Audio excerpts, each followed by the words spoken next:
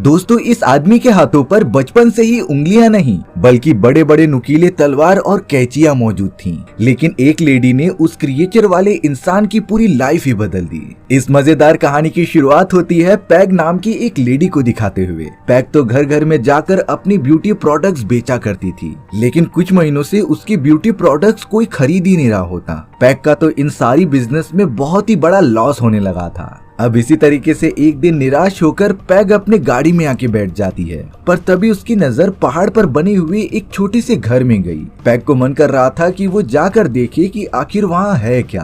Peg जब उस सुनसान घर के गार्डन में इंटर हुई तब वहाँ की सारी चीजें देखकर वो बहुत ही ज्यादा शॉक रह जाती है, क्योंकि ये गार्डन बहुत ही ज्यादा ब्यूटीफुल लग रहा था। वहाँ पर तो पेड़ और झाड़ियों की मदद से अजीब तरीके की आकृतियां बनाई गई थी, जो देखने में बहुत ही ज्यादा सुंदर लग रही होती हैं। पैग तो इतनी खूबसूरत चीजों को देखते हुए घर के अंदर चली गई थी। पैग को उस घर के अंदर बहुत ही पुरानी यूनिक चीजें दिखाई दे रही थी। पैग तो लगातार सोचने लगी थी कि ये सारी यूनिक चीजें कई सालों पहले गुम हो चुकी थी। आखिर ये सब यहाँ पर क्या कर रही हैं? तभी अचानक पैग को घर के ऊपर से कुछ आवाज आती है, इसीलिए पैग वहाँ पर देखने के लिए चली गई थी। पैग जब फर्स्ट फ्लोर के थोड़ा और अंदर जाती है तब उसे कोने में कोई बैठा हुआ दिखाई दिया था, और अब एक आदमी अंधेरे में से बाहर निकलता है जिसके हाथ में बड़ी बड़ी तलवारें मौजूद थी। पैग तो बहुत ही ज्यादा डर कर ये कहने लगी थी कि मैं यहाँ गलती से आ गई और मैं यहाँ से तुरंत ही जा रही हूँ। लेकिन उस आदमी ने पैग को वहीं पर रुकने के लिए कहा। उस आदमी का नाम एडवर्ड होता है।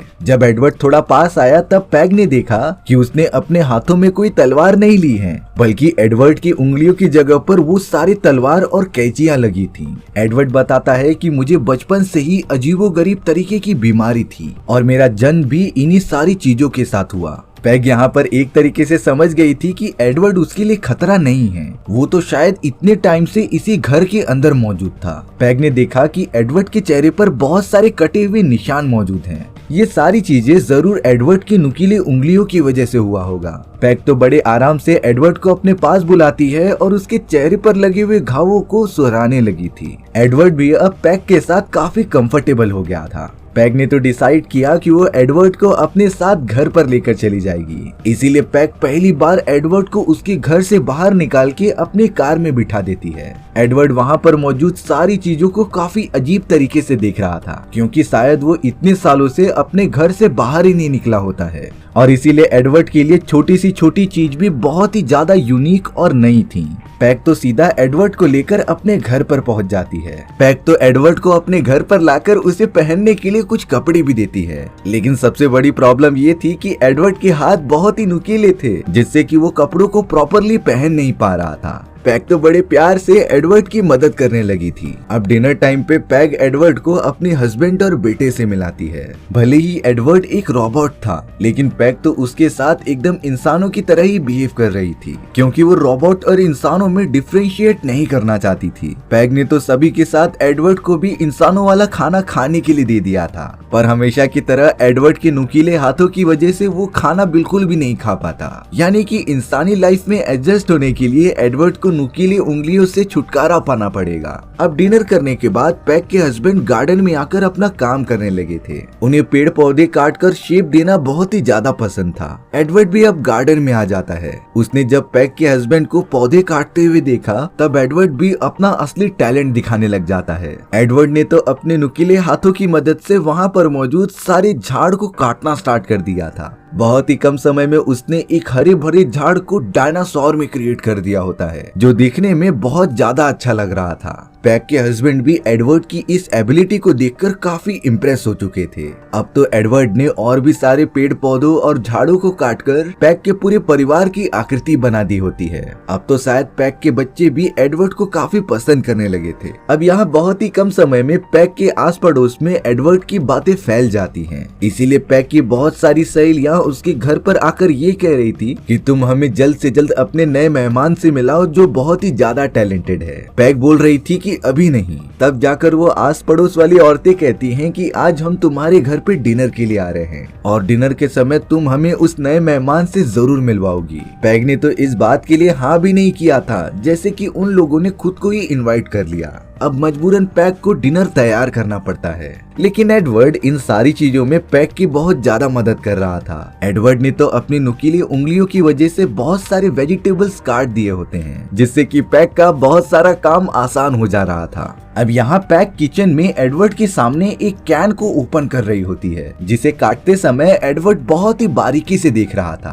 तभी अचानक एडवर्ड को अपने पास्ट की कुछ चीजें याद आने लग जाती हैं, जैसे कि वो जिस घर में रहा करता था वो सबसे पहले एक साइंटिस्ट का हुआ करता है। दरअसल एडवर्ड अभी जिस घर में रहा करता है वो एक वैज्ञानिक का हुआ करता था। उस वैज्ञानिक ने अपने पूरी लाइफ में कई सारे एक्सपेरिमेंट किए, खास करके वो ऑटोमेटिक खाना बनाने की मशीन्स तैयार करता था। उस वैज्ञानिक ने तो सालों की मेहनत करके एक ऐसा रोबोटिक सिस्टम तैयार किया था जिससे कि वो बहुत सारे काम एक साथ कर सके। चौंकाने वाली बात होती है कि ये छोटा सा रोबोट और कोई नहीं बल्कि एडवर्ड होता है। उस वैज्ञानिक ने समय के साथ साथ एडवर्ड की टेक्नोलॉजी को इम्प्रूव करते गया। धीरे धीरे एडवर्ड अपने प्रेजेंट वाले असली रूप में आने लगा था। लेकिन यहाँ उस वैज्ञानिक को एडवर्ड के अंदर कुछ कमी लग रही थी, इसीलिए उसने डिसाइड किया कि वो एडवर्ड के अंदर इंसानों जैसी भावनाएं इंक्लूड करेगा, जिससे कि एडवर्ड इंसानी प्रजाति के लिए काफी काम आ सके। वैज्ञानिक का ये अनोखा एक्सपेरिमेंट सक्सेसफुल भी हो जाता है, लेकिन एडवर्ड के हाथों में अभी भी चाकुएं और कैंची मौजूद थी, क्योंकि वो वैज्ञानिक शुरुआत में एडवर्ड से खाना बनाने का ही काम कराया करता था। लेकिन उस वैज्ञानिक ने डिसाइड कर लिया होता है कि वो एक समय के बाद एडवर्ड के हाथ चेंज कर देगा, जिससे कि एडवर्ड इंसानों की दुनिया में जाकर आराम से रह सके। अब यहाँ हमें प्रेजेंट का टाइम दिखाया जाता है, जहाँ पैक के घर पे आस पड़ोस के सारे लोग आ चुके थे। वो सारे लोग सिर्फ एडवर्ड की इतनी अच्छी स्किल्स को देखकर मिलने आए होते हैं। सारी औरतें तो एडवर्ड से क्वेश्चन पूछ रही थी कि आखिर तुम्हारे हाथ ऐसे क्यों हैं और तुम्हारे पास इतने अच्छे स्किल्स कैसे आए। एडवर्ड इतना कंफ्यूज हो जाता है कि उन्हें कुछ जवाब ही नहीं दे पा रहा था, जिसके बाद एडवर्ड पैक की मदद कर रहा था खाना परोसने के लिए। अब यहाँ रात होने के बाद एडवर्ड एक कमरे में सोया हुआ होता है। तभी उस कमरे में पैक की बड़ी बेटी किम आ गई थी।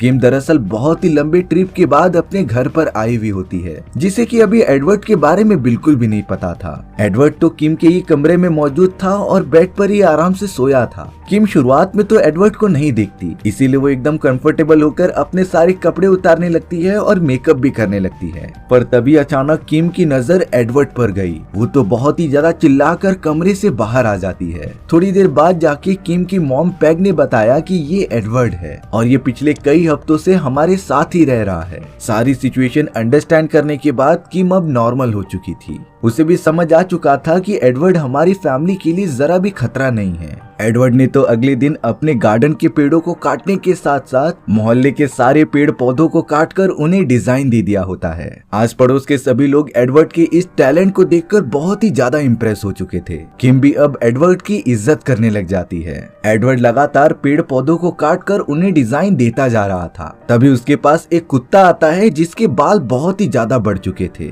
किम ने तो अपने नुकीले कैंचीनुमा हाथों की मदद से उस कुत्ते के बाल काटना स्टार्ट कर दिया। देखते ही देखते किम उस कुत्ते के बाल इतने अच्छे काट देता है जिसके ओनर को ये बहुत ही ज्यादा पसंद आ चुका था। यानी कि किम के अंदर ये भी टैलेंट मौजूद है कि वो कुत्तों के भी बाल डिजाइन कर सकता है। ये देखकर मोहल्ले के सारे लोग अपने अपने कुत्ते लेकर आ गए थे एडवर्ड से बाल कटाने के लिए। एडवर्ड तो हर एक कुत्ते को काफी अच्छी तरीके से देखकर उन्हें अलग अलग डिजाइन दे रहा था, जो उनके ओनर्स को बहुत ज्यादा पसंद आता है। एक ओनर एडवर्ड के टैलेंट से इतनी ज्यादा खुश हो गई थी कि वो कहने लगती है कि तुम मेरे भी बाल काट दो। उस औरत को पता नहीं क्यों एडवर्ड पर बहुत ही ज्यादा भरोसा था और अब एडवर्ड भी अपने हाथ चलाने लग जाता है और उस औरत के बाल काटता है। कुछ देर बाद जब रिजल्ट दिखा तब उस औरत को ये हेयर स्टाइल बहुत ही ज्यादा पसंद आ गया था। बाकी सभी औरतें भी एडवर्ड से अपना बाल कटाने के लिए आ जाती हैं। एडवर्ड जिस टाइप की डिजाइन बना रहा था औरतों को बहुत ही अच्छा लगता है। वो तो अपना परमानेंट डिजाइन इसी तरीके से रखना चाहती थी। इन सारी चीजों की वजह से देखते ही देखते एडवर्ड पूरे मोहल्ले में काफी ज्यादा फेमस हो गया था। इतने ज्यादा फेमस होने के कारण एडवर्ड को एक टीवी शो पर इंटरव्यू के लिए बुलाया जाता है। पैग भी उसके साथ मौजूद थी, जो उसके साथ इंटरव्यू दे रही होती है। इंटरव्यू में एडवर्ड से एक क्वेश्चन पूछा गया कि अगर तुम इतने अच्छे बाल काट लेते हो तो तुम खुद का सैलून क्यों नहीं ओपन कर लेते। एडवर्ड को ये बात अजीब लगती है, पर तभी पैग ने कहा कि इसके पास उतने पैसे नहीं हैं सैलून ओपन करने के लिए। पैग को भी ये आइडिया बहुत अच्छा लग रहा था, इसीलिए वो एडवर्ड को लेकर पास ही वाले बैंक में चली गई थी उसे लोन दिलाने के लिए। लेकिन वहाँ के ऑफिसर्स को जब एडवर्ड के बारे में पता चलता है तब वो कहते हैं कि हम उसे लोन नहीं दे सकते, क्योंकि एडवर्ड के पास कोई भी सोर्स ऑफ इनकम नहीं है और अगर वो लोन ले लेगा तब उसे चुकाएगा कैसे। इसीलिए एडवर्ड को लोन अप्रूव नहीं होता। ये बात सुनने पर पैग काफी निराश होकर एडवर्ड के साथ बाहर आ जाती है। लेकिन एडवर्ड को तो इन सारी चीजों से कोई मतलब ही नहीं होता। उसे ना ही कोई पैसे कमाने थे और ना ही अमीर आदमी बनना था। वो तो सिर्फ अपने प्रोग्राम की गई सारी चीजों को अच्छे से परफॉर्म कर रहा था। लेकिन यहाँ एक बहुत ही अजीबो गरीब चीज हो चुकी होती है।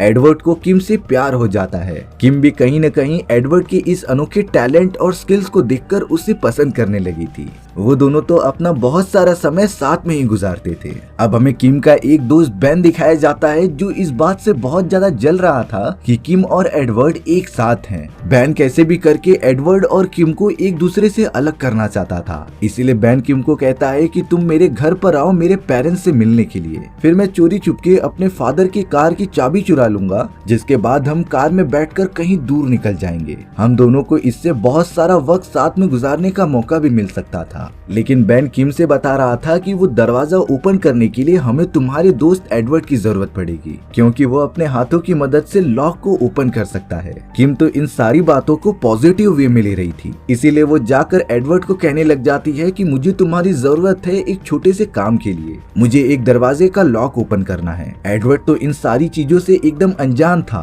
वो तो सिर्फ किम के कहने पर उसके साथ चला जाता है और अब बेन किम, एडवर्ड और अपने सारे दोस्तों के साथ घर पर आ चुका था, जो अब एडवर्ड को उस दरवाजे का लॉक ओपन करने के लिए कहता है। एडवर्ड ने बहुत ही कम समय में अपने नुकीले हाथों की मदद से उस लॉक को ओपन कर दिया था। एडवर्ड उस घर के अंदर चले जाता है, तभी अचानक वहाँ पर अलार्म बजने लगा था और अब देखते ही देखते उस रूम के सारे दरवाजे और खिड़कियां बंद हो जाती हैं। बेन और उसके बाकी सारे दोस्त वहाँ से भागने लगे थे। हालांकि किम एडवर्ड की मदद करना चाहती थी, लेकिन बेन उसे कहता है कि हमें जल्द से जल्द यहाँ से निकलना पड़ेगा, क्योंकि कुछ ही टाइम में यहाँ पुलिस आने वाली है। वो सब वहाँ से भाग जाते हैं और एडवर्ड उसी रूम में फंसा रह जाता है। कुछ ही घंटों में वहाँ पर पुलिस वाले आकर एडवर्ड को पकड़ लेते हैं। उन्हें लग रहा था कि एडवर्ड यहाँ पर चोरी करने आया है, इसीलिए एडवर्ड को जल्द से जल्द हथकड़ी पहनाकर जज के सामने पेश कर दिया जाता है। जज और ऑफिसर्स ने जैसे ही एडवर्ड की सारी इंफॉर्मेशन और बैक हिस्ट्री देखी, तब उन्हें पता चलता है कि एडवर्ड इससे पहले कभी ज्यादा बाहर निकला ही नहीं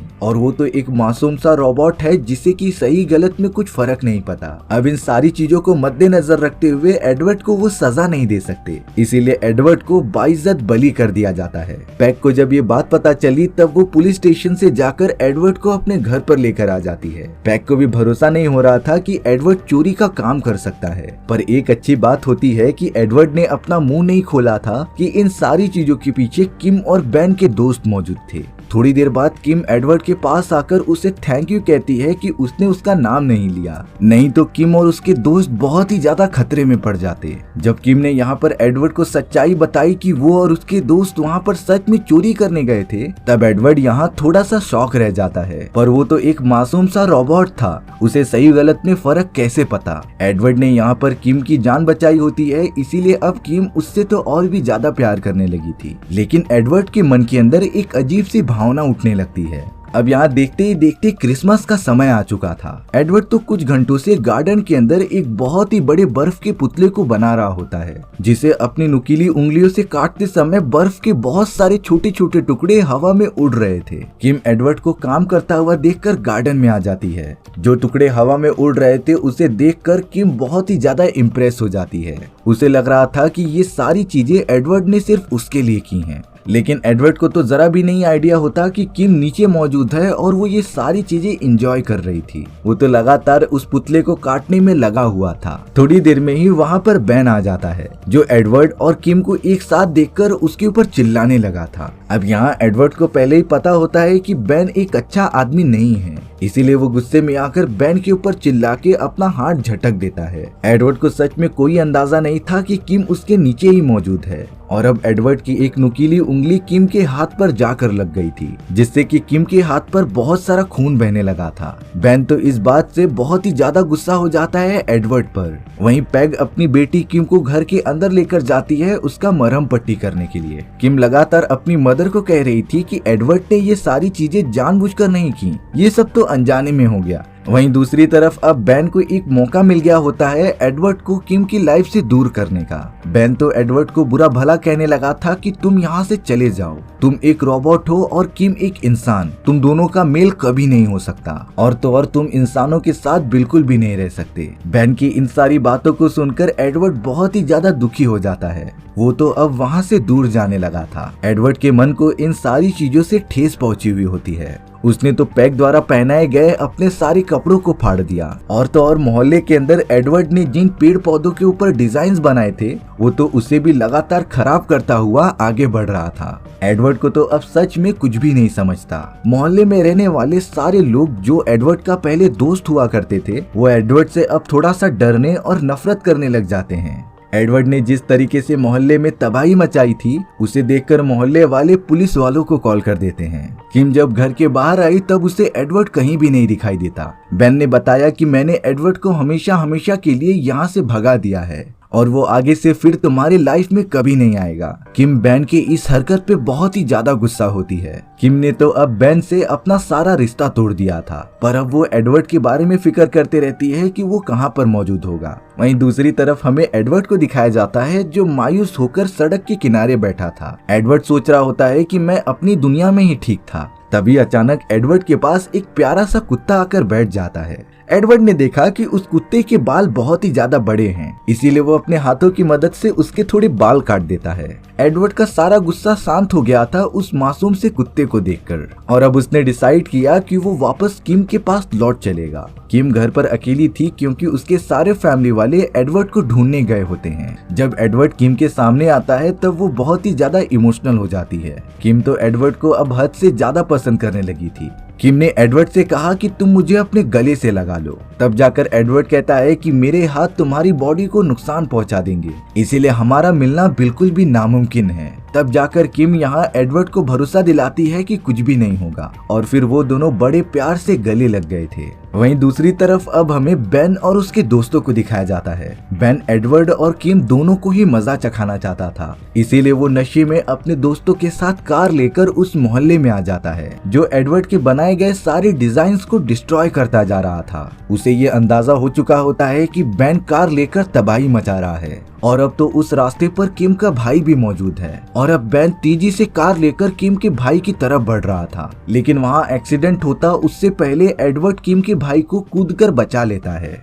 लेकिन किम के भाई को बचाने के चक्कर में एडवर्ड के नुकीले हाथ उसके मुंह पर लग गए थे, जिससे कि किम के भाई को काफी ज्यादा खून निकल रहा होता है। हालांकि एडवर्ड किम के भाई को शांत रहने के लिए कह रहा था, लेकिन उसे देखकर ऐसा लग रहा होता है कि एडवर्ड किम को जान से मारने की कोशिश कर रहा है। देखते ही देखते वहाँ किम और बाकी मोहल्ले वाले इकट्ठा हो जाते हैं, जिन्हें देखकर सच में लगने लगा था कि एडवर्ड किम के भाई को मार रहा है। किम के फादर भी जब अपने बेटे को देखने के लिए पास में आते हैं तब एडवर्ड उनसे माफी मांगने जा रहा था, लेकिन उसके नुकीले हाथ किम के फादर के भी मुंह पर लग गए थे। हालांकि एडवर्ड का ये सारी चीजें करने का कोई इंटेंशन ही नहीं था। अब यहाँ पर बेन मौका देखकर एडवर्ड को मारने लग जाता है। वो सभी को ये दिखाना चाहता था कि एडवर्ड कातिल है, और अब तो एडवर्ड ने अपनी प्रोटेक्शन के लिए बेन के भी हाथ पर चाकू मार दिया होता है, जिससे कि सारे लोगों को भरोसा हो गया था कि एडवर्ड एक बुरा आदमी है। और अब तो कुछ ही देर में उस जगह पर पुलिस वाले भी आ चुके थे। एडवर्ड पुलिस वालों से डरकर वहाँ से भागने लग जाता है। एडवर्ड तो उसी पुराने वाले घर की तरफ चला गया था जहाँ पर वो पहले रहा करता था। एडवर्ड सोच रहा होता है कि वो इस दुनिया में क्यों आया।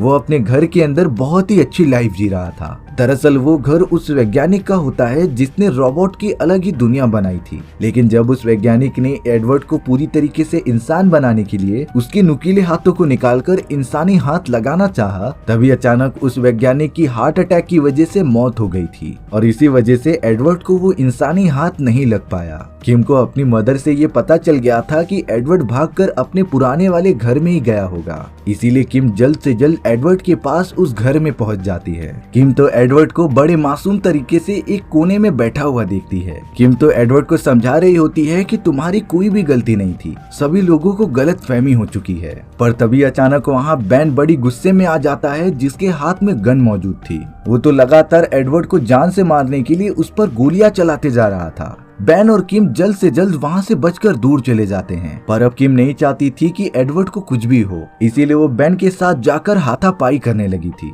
अब यहाँ बेन खुद की प्रोटेक्शन के लिए किम को बहुत ज्यादा मारता है। वो तो ये डिफरेंशिएट ही नहीं कर रहा था कि किम एक लड़की है। पर अब एडवर्ड ने जब ये देखा कि बेन ने किम को काफी ज्यादा मार दिया है, तब वो एकदम से आउट ऑफ कंट्रोल हो चुका था। एडवर्ड ने तो अपने नुकीले हाथों को बेन की बॉडी के आर पार कर दिया था, जिससे बेन खिड़की के रास्ते से गिर जाता है और अपना दम तोड़ देता है। किम को यहाँ पर पता था कि एडवर्ड ने ये सारी चीजें सिर्फ अपनी जान बचाने के लिए की थी, लेकिन जब ये बात पुलिस वालों और मोहल्ले वालों को पता चलेगी, तब वो एडवर्ड को ही इसका दोषी मानेंगे। इसीलिए अब किम एडवर्ड को घर के अंदर जाके छुपने के लिए कह देती है। किम तो वहाँ पर मौजूद नुकीले वाले हाथों को लेकर आ गई थी, जिसे दिखाकर वो मोहल्ले वालों को बताती है कि मेरे दोस्त बेन और एडवर्ड के बीच एक जबरदस्त लड़ाई हुई थी, जिसके अंदर दोनों ने ही एक दूसरे को जान से मार दिया और अब एडवर्ड भी हमेशा के लिए खत्म हो चुका है। सभी लोग ये बात सुनकर वहाँ से चले जाते हैं, लेकिन सच्चाई ये थी कि एडवर्ड एकदम सुरक्षित घर के अंदर मौजूद था, यानी कि किम ने एडवर्ड की जान बचा ही ली। इस बात को अब कई साल बीत चुके थे। अब हमें एक बूढ़ी औरत दिखाई जाती है जो अपनी बेटी को कहानी सुना रही थी। वो बूढ़ी औरत कहती है कि किम और कोई नहीं बल्कि मैं ही हूँ, जिसने इतने सालों के बावजूद भी एडवर्ड से प्यार करना छोड़ा नहीं। लेकिन वो दोनों उस समय से ही एक दूसरे से अलग हो चुके थे, क्योंकि इंसानों और रोबोट्स का मेल नहीं हो सकता। किम की बेटी पूछती है कि एडवर्ड अभी भी जिंदा है कि नहीं। किम ने बताया कि एडवर्ड एक रोबोट है और वो कभी मर नहीं सकता। वहीं दूसरी तरफ अब हमें एडवर्ड को दिखाया जा रहा था, जो अलग अलग टाइप के डिजाइन बनाता रहता है। वो तो अपनी एक अलग ही दुनिया में मौजूद था। उसने बर्फ के बहुत सारे पुतले बनाए, जिसे काटने पर बहुत सारे छोटे छोटे बर्फ के टुकड़े हवा में फैल रहे थे। ये सेम उसी जैसा लग रहा था जब एडवर्ड ने क्रिसमस के टाइम किम के लिए वो पुतला बनाया होता है। और इसी हैप्पी एंडिंग के साथ हमारी ये कहानी यहीं पर खत्म हो गई थी। सो व्यूअर्स, आपको ये कहानी कैसी लगी कमेंट सेक्शन में बताना भूलना मत। और अगर आपको मेरा एक्सप्लेनेशन 1% भी अच्छा लगा होगा ना, तो वीडियो को लाइक एंड चैनल को सब्सक्राइब जरूर कर देना। मिलते हैं नेक्स्ट वीडियो में, तब तक के लिए बाय बाय।